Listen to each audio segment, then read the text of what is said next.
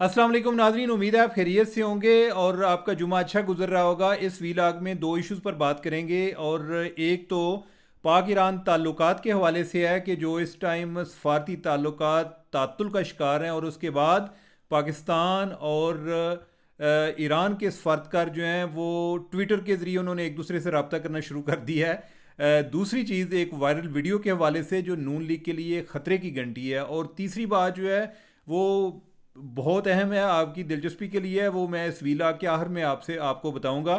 तो आगे बढ़ने से पहले जो एक आपको एक रिमाइंडर है कि अगर आपने सब्सक्राइब नहीं किया सब्सक्राइब करें, और जो एक घंटी है वो घंटी उसको ऑन करें, टली बजाया करें, और ताकि तब उसको टर्न ऑन करें, उसका नोटिफिकेशन टर्न ऑन करें, ताकि आप तक वीलाग बर वक्त पहुँचे। और आखिरी बात, जो लाइक आप पहले भी मुझे करते हैं लेकिन और ज़्यादा करें, वीलाग को भी किया करें। और अच्छा, वापस हम आते हैं कि आपके नॉलेज में है कि कोई 2-3 दिन से जो एक जो ईरान की एक पंगाबाजी की वजह से जो बाद में हालात ख़राब हुए और पाकिस्तान ने सफारती ताल्लुकात मुनक़ता कर दिए, और उसके बाद पाकिस्तान ने जवाब भी दिया। उसके बाद ईरान ने एक खैर सगाली का एक मैसेज भी किया। उसके बाद जो एक और चीज़ हम नोट कर रहे हैं वो ये है कि पाकिस्तानी और ईरानी सफारतकार, चूँकि जो उनके एक रस्मी ताल्लुक़ है या जो एक सरकारी ताल्लुक़ है वो तो तातुल का शिकार है, जो सफारती ताल्लुक़ है उन्होंने ट्विटर के ज़रिए एक दूसरे को राब्ते करना शुरू कर दिए हैं। लगता है कि वो एक दूसरे को मिस कर रहे हैं। गो के वो जो राब्ते हैं वो पाकिस्तान के हवाले से हैं, वो मस्बत राब्ते हैं। और यानी एक ईरान की वजारत ख़ारजा के एक सीनियर ऑफिसर हैं, तो उन्होंने पहले ट्वीट किया, उन्होंने कहा जी कि ये जो है ना कोई गैर ज़रूरी जो ये कुल लोग चाहते हैं, जो ये जो ज़ायनिस्ट फोर्सेस हैं वो चाहते हैं कि जो मुसलमान दुनिया है इसमें आपस में इनके ताल्लुकात ख़राब हों, तो हम ये साजिश कामयाब नहीं होने देंगे। पाकिस्तान हमारा हमसाया मुल्क है, हमारा ब्रदर मुल्क है। और उसके जवाब में हमारे फिर एक पाकिस्तान से एक साबिक़ सफ़ीर हैं, यानी कि जो पाकिस्तान के सफ़ीर ईरान में रह चुके हैं, उन्होंने फिर जो है उसको जवाब दिया कि भाई मैं आपके जज्बात से फुली एग्री करता हूँ, और लेट्स स्टे इन टच, और let's be in love with each other. ये मैं लव का वर्ड मैं इस्तेमाल कर रहा हूँ, लेकिन यह है कि ओवरऑल उन्होंने हैर्स गाली की बात की। इस दौरान जो है वो जो वजारत ख़ारजा की तर्जुमान है वो भी मैदान में आ गई हैं, और उन्होंने कहा जी कि ये बड़ी बड़ी अच्छी कन्वर्सेशन चल रही है और मैं इसको इंडोर्स करती हूँ। अच्छा, ये ओवरऑल एक मुस्बत चीज़ है कि जो ताल्लुकात एक बड़ी एक गलत नहज पर पहुंच गए थे। लग रहा था कि जैसे पता नहीं अब हम दोबारा से एक दूसरे के दोस्त बन पाएंगे कि नहीं। मेरा ख्याल है कि वो एहसास दोनों साइड्स पर मौजूद है, और पाकिस्तान ने भी जब हमला कर लिया, एक जवाबी फायर कर दिया, तो इसका गुस्सा भी निकल गया। ईरान को भी एहसास हो गया कि हमने भी गलती की है। ईरान ने जो काम किया है इसका ईरान को कितना ज़्यादा नुकसान हुआ है ये हम फिर बाद में किसी और वीलॉग में बात करेंगे। तो अब यह है कि ये जो है ना, इन अदर सेंस जो ये हुआ है इसको ट्विटर डिप्लोमेसी कहते हैं, जिसका मैं जिक्र कर रहा हूँ। और ये आजकल जब से ट्विटर आया ये कॉमन हो गया। आपको पता है कि जो ट्रंप है, जो साबिक़ अमरीकी सदर है, वो ट्विटर का सहारा लेता था। वो अगर उसने चाइना के ख़िलाफ़ कोई टैरिफ के हवाले से कोई पॉलिसी अनाउंसमेंट करनी होती तो उसका एक ट्वीट जो है वो दुनिया में, पूरी दुनिया में जो अरबा डॉलर की जो नुकसान या कोई जो स्टॉक मार्केट है वो क्रैश कर जाती थी एक दफ़ा। और ये ट्विटर जो है ये बाज़ का बड़ा डेंजरस हो जाता है। गो के हमारे यहाँ तो ये इसका मस्बत इस्तेमाल हुआ है, लेकिन एक दफ़ा कनाडा के एक वज़ीर थे, उन्होंने कोई सऊदी अरब के हवाले से कोई ट्वीट कर दिया कि जो इंसानी हकूक़ की ख़िलाफ़ वर्जियाँ, उसके नतीजे में सऊदी अरब ने कनाडा के सफ़ीर को कहा कि चल पुत्र तू निकल, वापस चले जाओ, इधर उधर नहीं देखना, सीधा कनाडा जाओ। तो इस तरह के मामला जो हैं वो भी हो जाते हैं, यानी कि ओवरऑल बड़ी टेंशन बिल्ड हो जाती है। लिहाजा इसलिए वैसे आम तौर पे जो हुक्मरान लोग हैं उनको ख़ास तौर पे कहा जाता है कि आपने ट्विटर को इस्तेमाल करते हुए ज़रा एहतियात से काम लेना है। या तो इनकी पहले ट्रेनिंग कराएं, या ट्विटर हैंडल इनके पास नहीं होना चाहिए। असल में जो ट्विटर है ना, और ये जो सोशल मीडिया है और बाकी जो ट्रेडिशनल मीडिया है, इसमें फ़र्क ये है ना, वो इसी तरह जैसे अगर आप कभी सिनेमा में जाए ना, तो वो होता है एक पेरेंटल गाइडेड मूवी के जो वालदैन की मौजूदगी में आप देखते हैं। तो ये आप उसी तरह समझें कि बेसिकली ये एक जो ट्रेडिशनल मीडिया वो एक पेरेंटल गाइडेड मूवी है कि जिसमें मैं अगर कोई ख़बर लेकर भी आता हूँ तो मेरे उधर कुछ 4-5 लोग जो हैं वो उनकी नज़र से गुज़रती है शाया होने से पहले या इवन टीवी पर चलने से पहले। इधर जो है मुझे कोई भी ख्याल आया, अचानक आया, मुझे किसी से मशवरा करने की ज़रूरत नहीं है। मैं ख़ुद ही रिपोर्टर हूँ और ख़ुद ही एडिटर हूँ और मैं जाके वो दाग देता हूँ। उसके असरात जो हैं वो क्या होते हैं वो बाद में हमें पता चलता है। तो खैर ये इसका बड़ा एक मुस्बत भी है, मनफी भी है।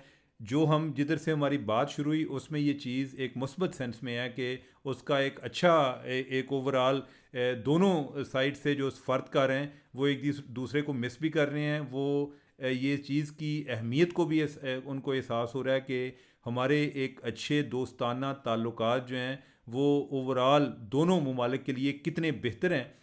और ईरान जो है यानी कि ईरान के भी इर्द गिर्द काफ़ी पंगे चल रहे हैं, हमारे भी चलते रहते हैं। हमें भी लोग जो है यानी कि पाकिस्तान को पाकिस्तानी अवाम ही कह रही होती है कि किसे मुल्क नाल ते बना के रखा करो।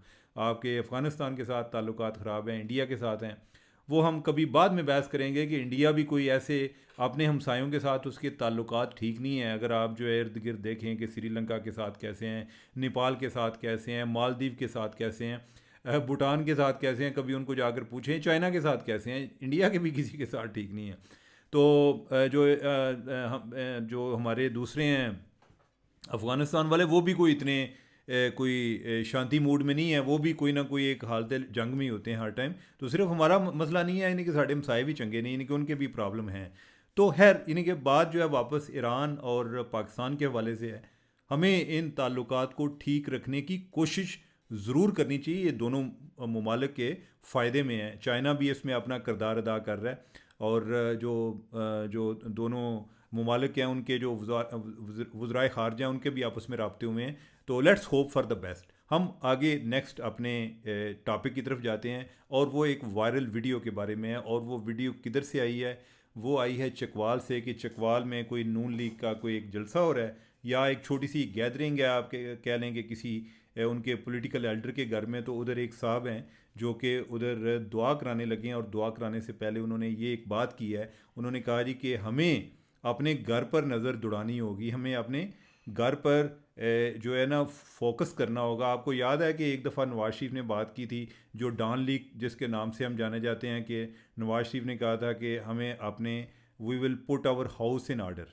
तो बेसिकली ये जो बुज़ुर्ग लीगी रहनुमा थे उनका भी ये पॉइंट था कि let's put our house in order, कि जो लीगी रहनुमा हैं उनको सबसे ज़्यादा ख़तरा अपने घरों से है कि आप अपने बच्चों को देखें। उनका इशारा जो है वो पीटीआई की तरफ से था कि हमारे बच्चे जो हैं वो पीटीआई की तरफ जा रहे हैं। तो उन्होंने कहा जी कि वो पिछले 4 साल से वो काफ़ी गुमराह हो गए हैं। गुमराह का वर्ड उन्होंने इस्तेमाल नहीं किया, उनका मतलब अलबत्ता यही था कि वो हमारे हाथ से निकल गए हैं। तो अब ये ना हो कि हम जो है को अपनी कैंपेन कर रहे हों, हमारे बच्चे जो हैं वो किसी और को वोट दे रहे हों। अच्छा, और उसमें एक सरदार गुलाम अब्बास जो हैं वो भी बैठे हुए थे। गुलाम अब्बास जो हैं वो नून लीग के कैंडिडेट हैं, जो कि इधर चकवाल और तलागंग की 2 सीटें बनती हैं नेशनल असम्बली की, तो एक में वो कैंडिडेट हैं और एक स्ट्रॉन्ग कैंडिडेट तस्वर किए जाते हैं। तो लेकिन जो गुलाम अब्बास हैं उनका गुलाम अब्बास के जो अपने भतीजे हैं उनका नाम है आफ्ताब अकबर। आफ्ताब अकबर जो हैं वो साबिक एमपी हैं पीटीआई के। गुलाम अब्बास सिर्फ उनके आफ्ताब अकबर गुलाम अब्बास के भतीजे नहीं हैं बल्कि उनके आगे सियासी जानशीन हैं, जो कि सरदार गुलाम अब्बास हैं इनकी अपनी औलाद नहीं है, तो उन्होंने अपने भतीजे को एज आ अपना जानशीन के तौर पे वो उनको ट्रेन कर रहे हैं। तो लास्ट टाइम वो पीटीआई के एमपीए थे। बाद में 9 मई के बाद उन्होंने एक दफ़ा तौबा की और फिर तौबा तोड़ दी। उन्होंने कहा जी कि पहले तो उन्होंने कहा जी कि 9 मई ये वो इस तरह की बातें की। बाद में पीटीआई वालों के पास गया जी को टिकट दे दे, उन्होंने कहा कि टिकट नहीं देना, चले जाओ इधर से। लेकिन आफ्ताब अकबर अभी भी टिकट ना मिलने के बावजूद वो पीटीआई की कैंपेन कर रहे हैं।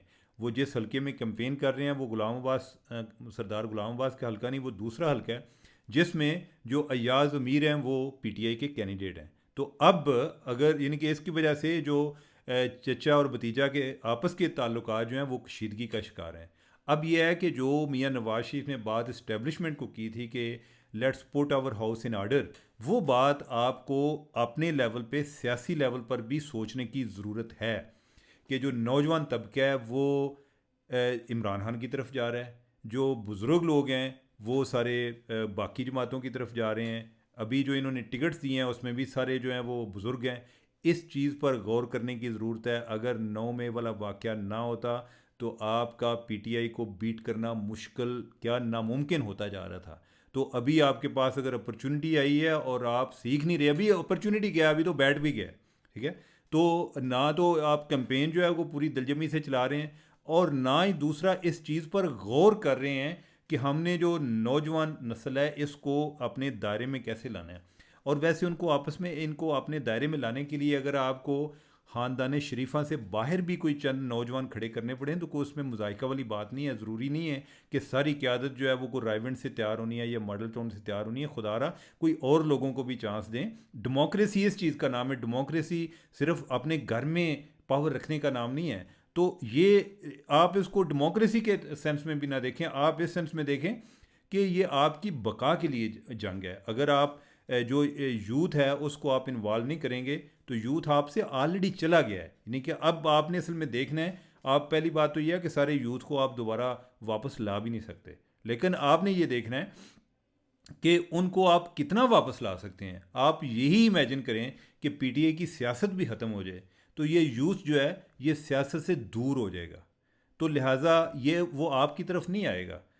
अगर आप ये समझें कि आप बैठे रहेंगे, पीटीआई जो है ख़त्म हो जाएगी तो जो यूथ है उसने उसके पास ऑप्शन ही कोई नहीं होगा, वो नून लीग की तरफ आएगा, वो पीपल्स पार्टी की तरफ आएगा, ऐसा नहीं होगा।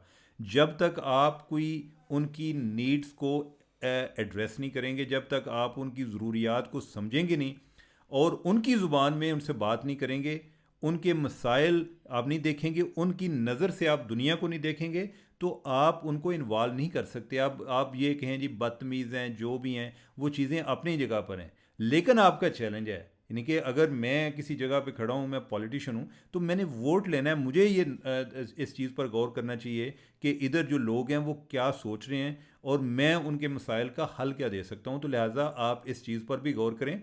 अदरवाइज़ ये वीडियो आपके लिए एक ख़तरे की घंटी है, और ये फ़र्स्ट टाइम नहीं है। ये वो चीज़ है कि जो पहले आपकी एक सीना गज़ट में बातें चलती रहती हैं, आपसे बाहर भी ये बातें चलती रहती हैं। यानी कि ये सिर्फ ये नहीं कि नून लीग वालों ने की हैं, इसके अलावा भी जो ऑब्ज़र्वर हैं वो भी यही देख रहे हैं, मुबस्सर हैं वो भी ये देख रहे हैं। तो आप इस चीज़ पर अगर गौर नहीं करेंगे तो आप चलें, इस्टेब्लिशमेंट तो अपना हाउस इन ऑर्डर करने की कोशिश कर रही है या नहीं कर रही, आप कम से कम अपना करें। आप अगर अपना करेंगे तो आप ज़्यादा स्ट्रांग होंगे। अगर आप ज़्यादा स्ट्रांग होंगे तो आप इस्टेब्लिशमेंट पर भी असर्ट कर सकेंगे। सिर्फ ये इस तरह से बातें करने से आप असर्ट नहीं कर पाएंगे। तो लिहाजा ये आपके लिए बड़ा इंपॉर्टेंट है। खुदा रहा इस पर गौर करें, खुदा रहा इस पर गौर करें, और मुझे दें इजाज़त। अल्लाह हाफिज़।